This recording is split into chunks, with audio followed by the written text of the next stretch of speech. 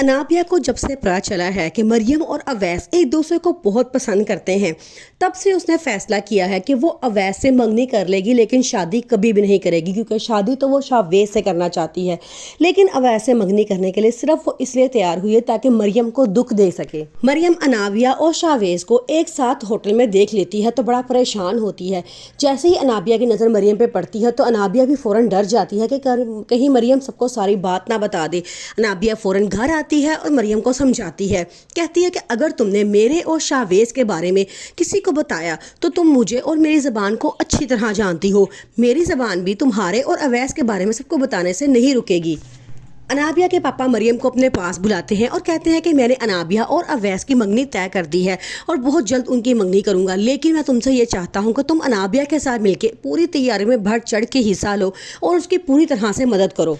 अनाबिया की मम्मा बहुत परेशान है। उन्हें समझ नहीं आ रहा कि पहले तो अनाबिया इस रिश्ते से इनकार कर रही थी और अब अचानक मंगनी के लिए उसने हाँ क्यों कर दी है। वो उसे पूछती है तो अनाबिया साफ कहती है कि आप सिर्फ खामोशी से सब कुछ होता हुआ देखें और अपनी बेटी की मंगनी की तैयारी करें। दूसरी तरफ अनाबिया शावेज से भी मोहब्बत का इजहार कर देती है और कहती है कि मैं तुम्हें बहुत पसंद करती हूँ।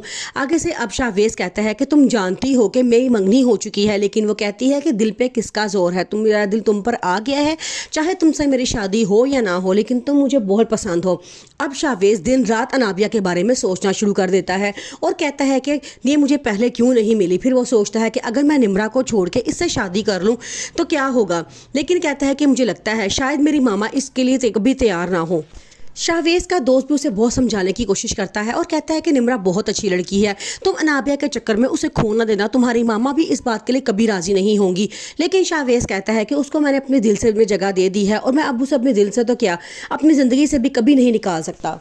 अनाबिया अब शावेज को इमोशनल ब्लैकमेल करती है, क्योंकि निम्रा जब उसे पूछती है कि तुम्हारा मेरे मंगेतर के साथ क्या काम, तो वो बड़ी दुखी होती है और जाके शावेज को बताना शुरू करती है। वो झूठी सच्ची बहुत सी बातें लगाती है और कहती है कि अब मैं तुमसे कभी नहीं मिलूंगी, तुम मुझे पसंद आए थे, मैं तुम्हें पसंद करना शुरू कर दिया था, लेकिन अब अपने दोस्त की खातिर मैं तुम्हें छोड़ दूंगी।